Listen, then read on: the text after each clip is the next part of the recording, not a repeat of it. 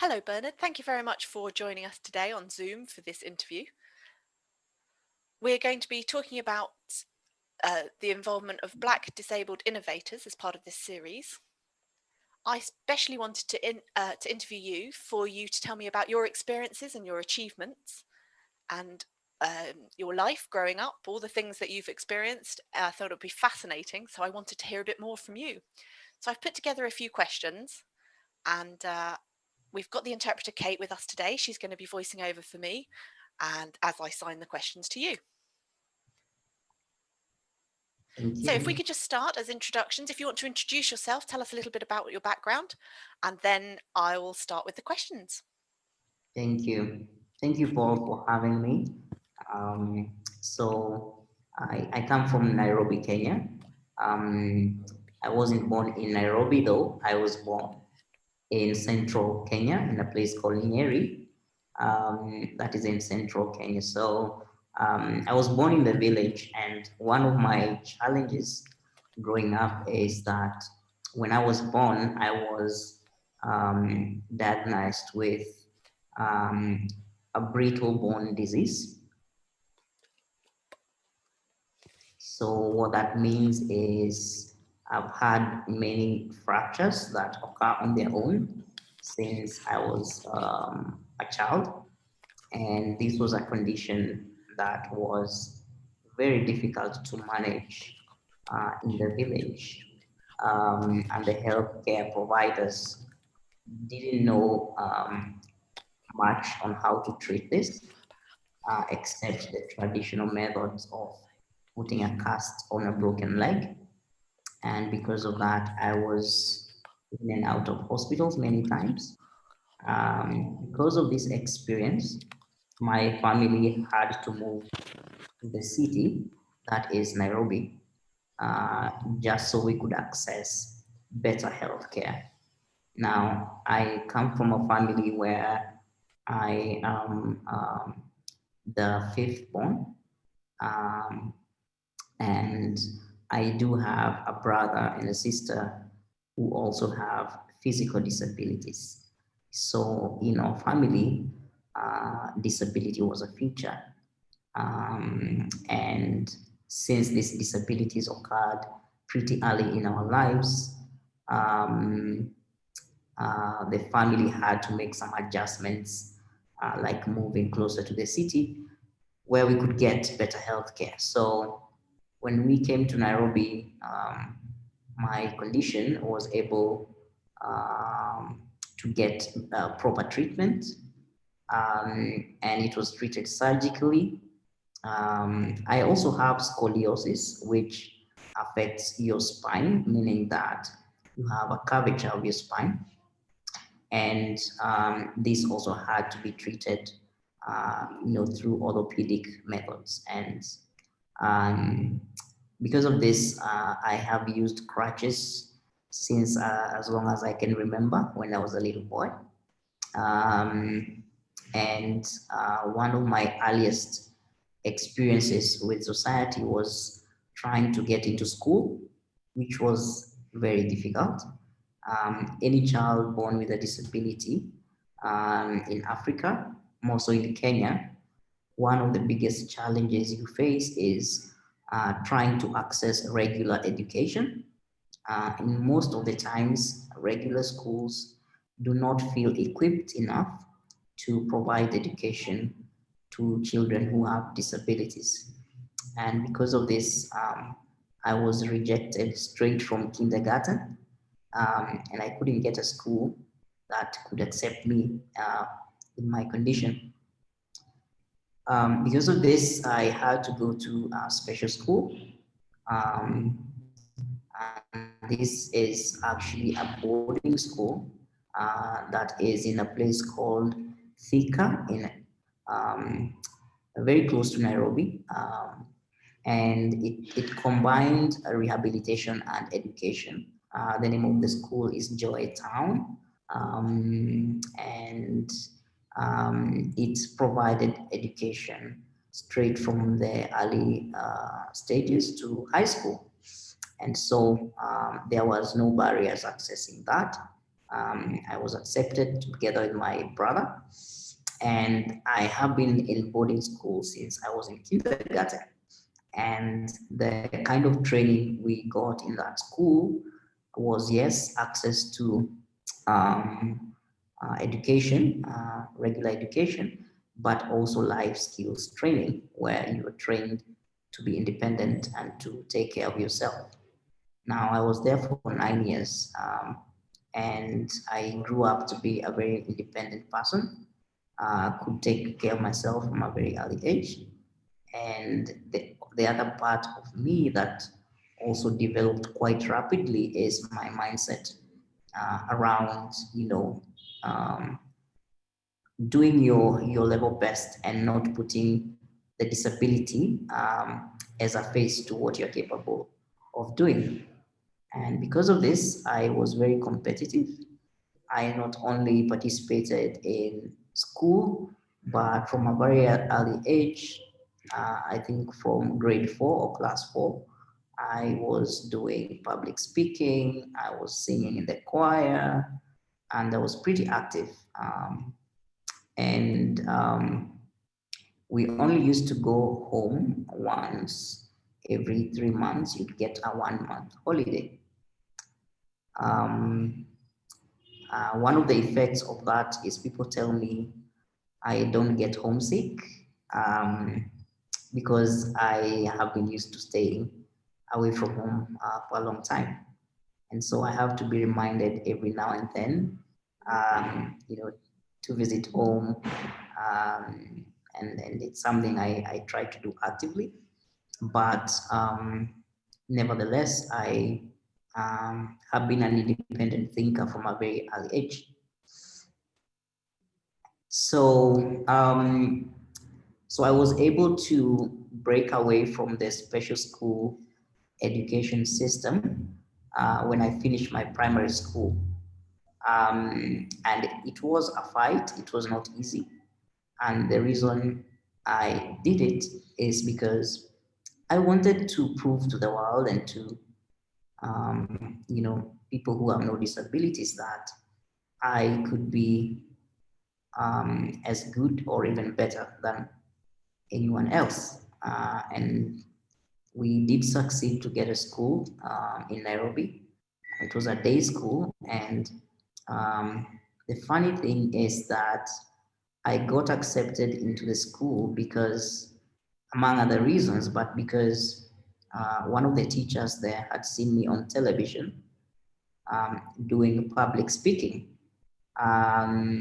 in my primary school days. And because of that, they could tell that um, I was open-minded and very competitive. And I got into the school and did very well in my high school education. And because of that, I was able to access one of the best universities here in Kenya called Strathmore University. And when I went to university, one of the things I really wanted to do is fine. I wanted to do very well in my academics, but I also wanted to develop holistically. Um, what had happened when I went to high school is I toned down on the extracurricular activities because I really wanted to focus on getting a good grade so that I could get into a good school, because that is how the system works. But I knew that in university, I had to be a very diverse person to be able to differentiate myself from everyone else. And the other thing I had aimed to do is to learn how to drive because my dad had school, and this is every day picking me to school and dropping me back the next day. So I knew that that dependency on my parents had limitations. And the funny joke I give people is when you're in campus, you want to go out on a date. And I didn't want my dad to take me out on a date. I wanted to go by myself, pick up my girlfriend, go to a nice restaurant, and have coffee, just like anyone else. So for me, that was enough motivation to learn how to drive. And I initially did it in secret. I didn't tell my dad I was taking driving lessons until it reached a point when I needed money to pay for the driving exam. And he was very impressed. And what happened is he sold our family car because it was a manual car and asked me to buy a car that everyone in the house could use. So it wasn't my car alone, but it was an inclusive car that I could drive, he could drive, and anyone in the family could drive. And that really opened up my, of course, chances of getting a good date, but of course, enabled me to move with freedom and to take on extra responsibilities. And so I was a big inspiration to my classmates, some of whom had never seen a disabled person drive before. And in my third year, I used to drive myself every day and take myself, back home, and even take my classmates out once in a while. So this was, one way of, you know, um, challenging people to actually look beyond the disability. Um, Other things that I did when in campus is I got back into singing and I was very active in the choir. And because of that, I got a lot of exposure uh, traveling, traveling abroad and performing in different countries. And that was very good in terms of developing networks, social skills, friends. And from there, I also joined student leadership. So I was a student leader. I was an academic representative, and I was in charge of more than 3,000 students at some point. So that again helped me to learn about leadership, about teamwork, and about um, really doing more than just learning in university. So by the time I was finished with my degree, I was pretty popular in campus. Everyone knew me, and there was an opportunity for me to work in the IT department. That was my first job. I got an opportunity, a 6-month opportunity to, do content development for the IT department. And after that, the university was setting up an innovation center and had just started a scholarship program where if you got accepted, you do your master's degree and get to work as a research scholar in this new center. And it was very competitive, but I applied anyway and I got the opportunity. So I started working, I think, less than a year after graduating from undergraduate studies, and began my career in the innovation space. I worked in Strathmore University for almost 6 years until I met the Global Disability Innovation Hub, where I felt that my experience, my knowledge was aligned to something that was more meaningful and had purpose, because I've always wanted to give back to the disability community in a meaningful way. And I feel like the work that I do now is laying the foundation to give persons with disability freedom and to break barriers for them to do anything that they would like to do in their lives. And so we are running Innovate now, which is Africa's first assistive technology accelerator. And I was hired as the program director. And we are now in our third cohort, actually, currently receiving applications. And with our first two cohorts, we've been able to validate that there are solutions that can come from entrepreneurs and startups that can give persons with disability uh, alternatives and a choice and better um, access to assistive technologies. And obviously, the reason we feel that assistive technologies are the foundations is because without um, assistive technologies, it's difficult to achieve um, all the other things that um, persons with disability have the potential to achieve. Lovely. Thank you very much. That's a lot of information there. Fascinating background. You've achieved an awful lot. Wow. I take my hat off to you. That's brilliant. And all the experience you've been through where you were little, all the challenges, your constant aim to succeed and overcome all those barriers is very impressive. Thank you so much for telling us all about it. Okay. Now, I'm going to follow on to some questions I've got. My first question is about yourself. How visible do you feel you are as a disabled Black person? Can you tell us about that? Well, I think I am pretty visible. Obviously, because of you know my approach to life and the things that I have had the opportunity to engage myself in, and also because of the support system I got from my parents to my teachers, and because of that, I've always been very visible.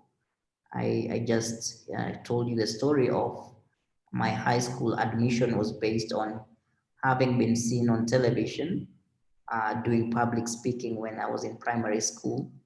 So I think pretty much I'm the celebrity in the family, um, which I try to use for the better of for the good of society.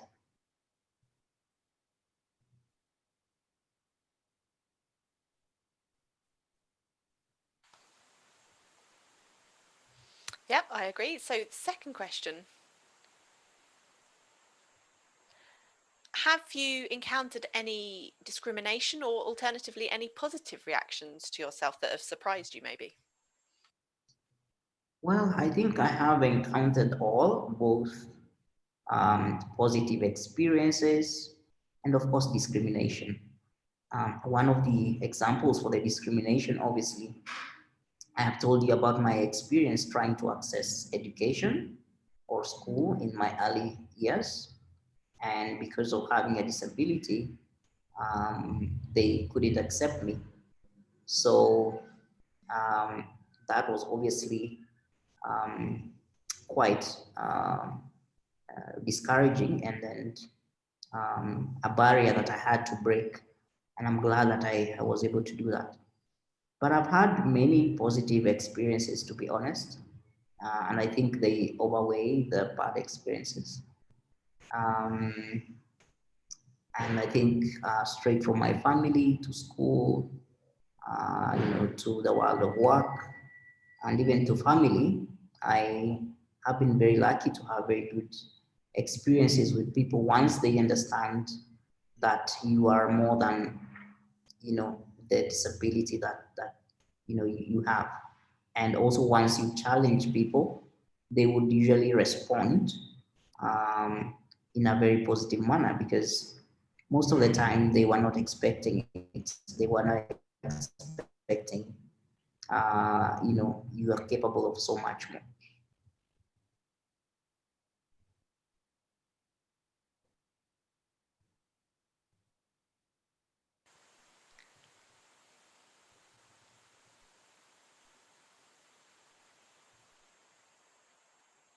Linked to that question, have you experienced more discrimination from abroad or from within Africa, or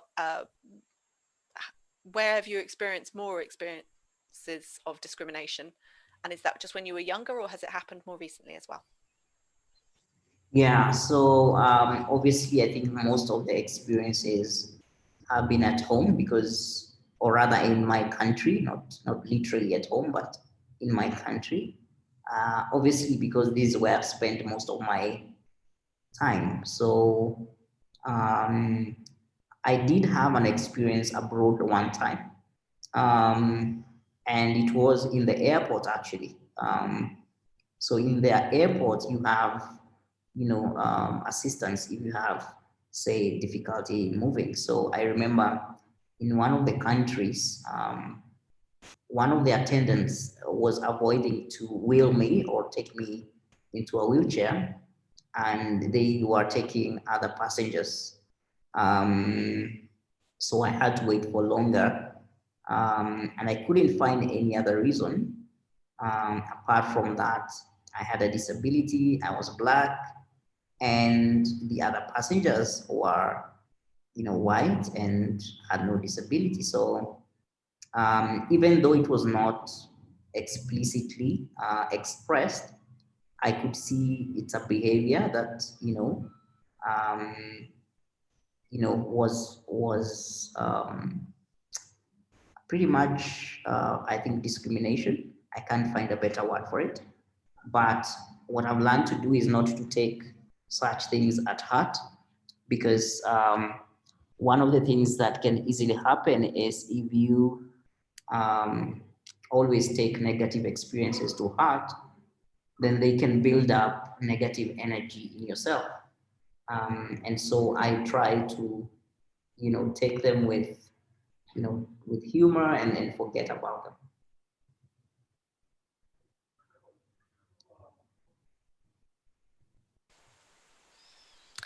I think that's a good attitude. Moving on to the next question.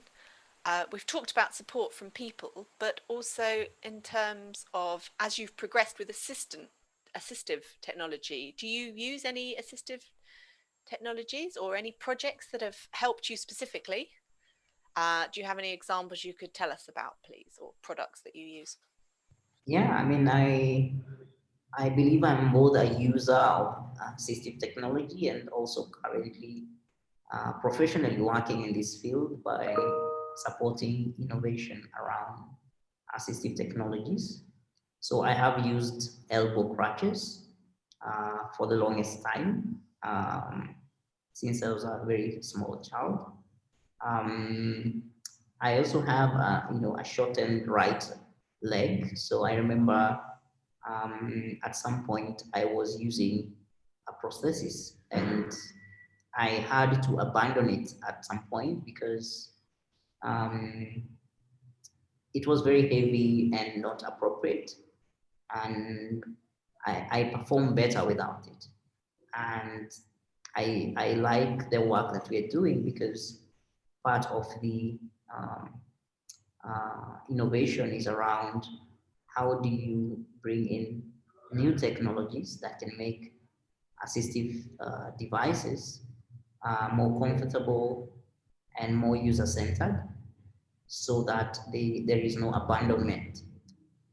So I still very comfortably don't wear or use anything to level my legs, and I've, kind of gotten used to it. But I do use elbow crutches because of my scoliosis. At some point, I used a brace that you wear to control the spine, the curvature in the spine and the chest.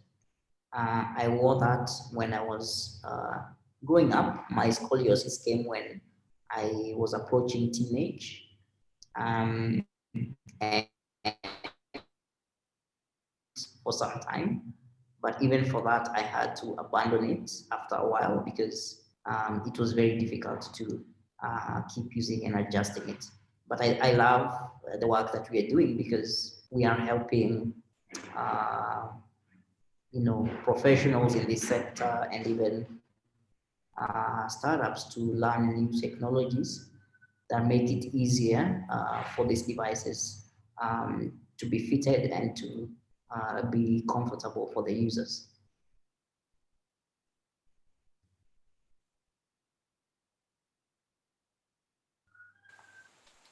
Thank you. I have another question.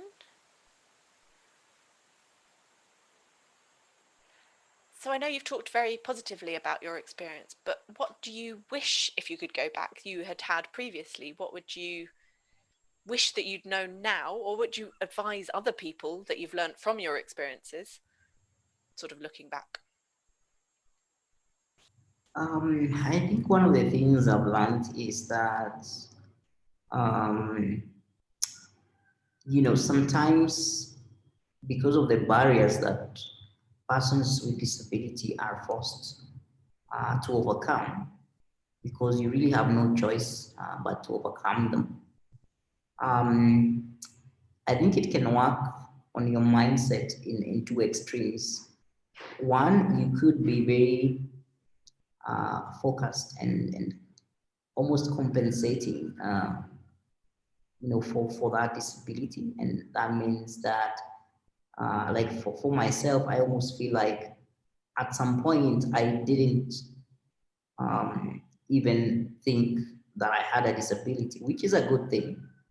But I feel like, I would have been more maybe instrumental in driving change by speaking out against maybe some of the bad experiences I had, um, or helping other people to understand that, disability is part of life, and people have disabilities, but really what's holding them back is the barriers in society. So I feel like, fine, I overcame those barriers, excuse me, I overcame those barriers, but maybe it's because a part of my brain just shut itself to, the stigma or the challenges, and I was laser focused to achieving my potential.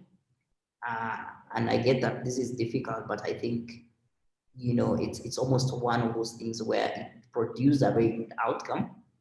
But I wonder whether if I had, a bigger impact in changing people's lives, I may or may not, but I feel like this is better than the other extreme where persons with disability, would get into this cocoon, or um, just fade away and not able to live a fulfilling life, or not accept the way they are, having regrets or being too shy. So I think if I went back, I would be maybe a little bit more vocal, and I mean verbally, about disability issues. But I do hope that by my life example, I was able to tell a different story, and people could see and maybe change the way they think by looking at how I lived my life.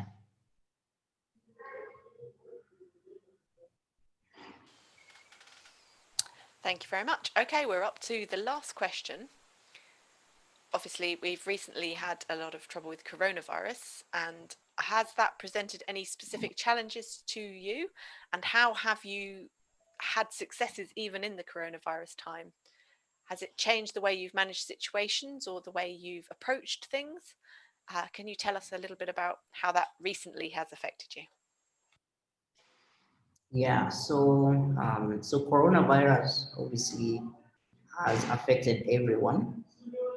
Um, but personally, I think um, it has obviously had a change in has affected the way I work, and of course the way I live.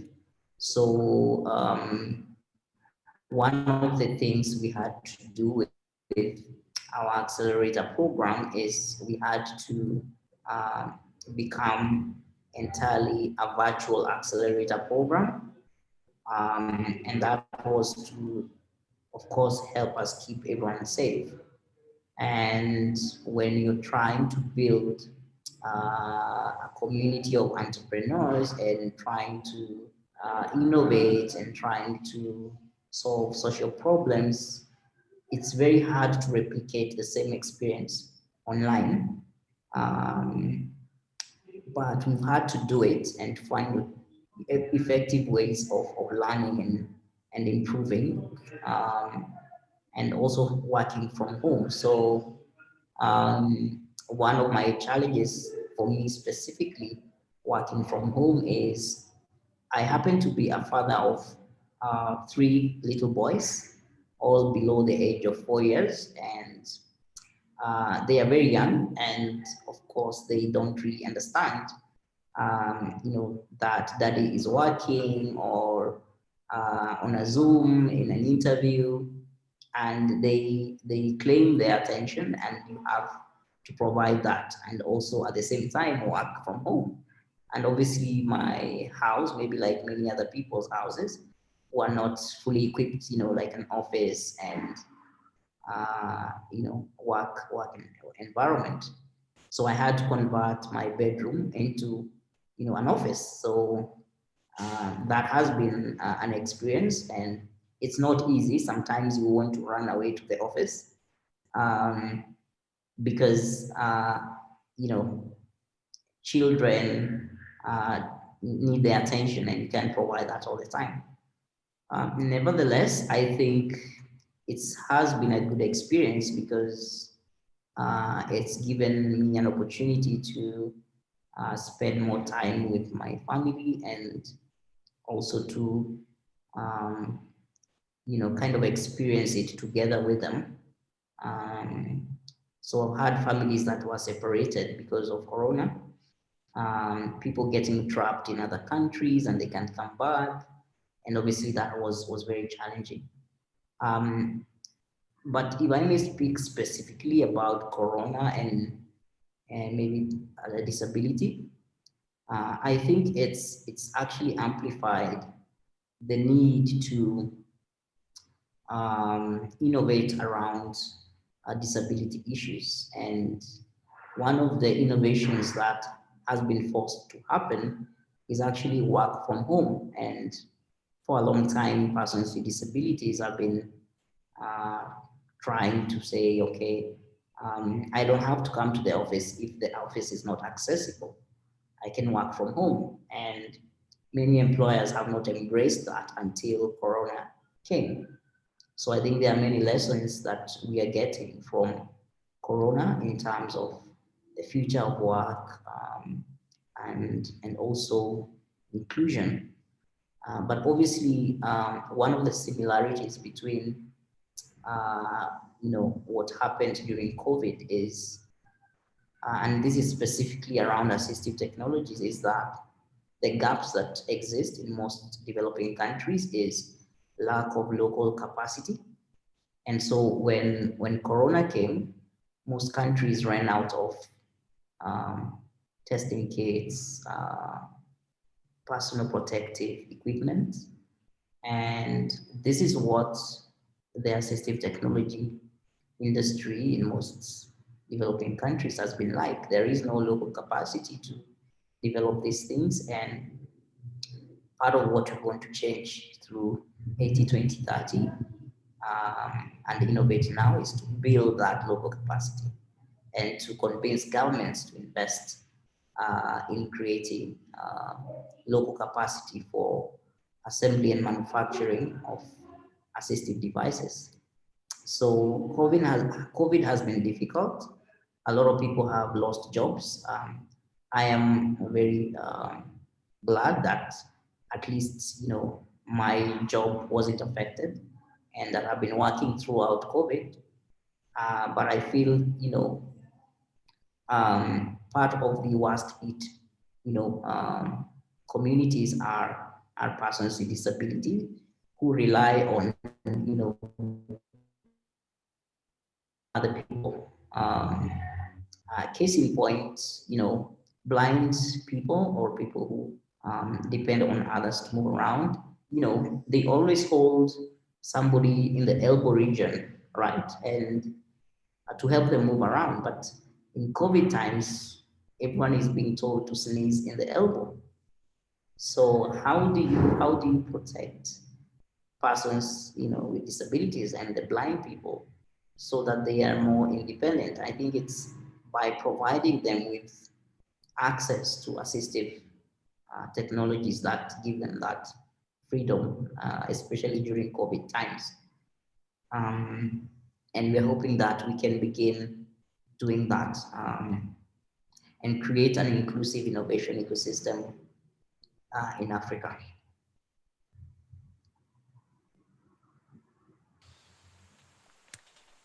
Thank you so much for your fantastic answers. It's been a pleasure to interview you. You've told us so much. You've obviously had a lot of experiences and a lot of things going on within your life. And thank you so much for telling us all about your history and your future plans.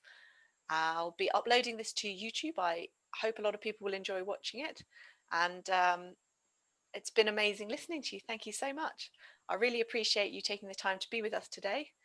And I'm going to end the interview now, but thank you ever so much. I've recorded it all. I'm now going to stop the recording and thank you for your time. Thank you, Paul. It is my pleasure, and I'm honored to be connected to fellow Black leaders like yourself who have disabilities and changing the world. And yeah, let's keep doing our part. Thank you very much.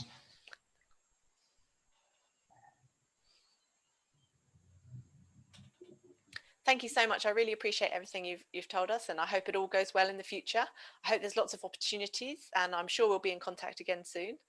I'm going to upload it now and distribute it out to people, and thank you very much. Thank you and goodbye. Have a rest. Good of the day. Bye-bye. Thank you very much. Bye-bye. Bye.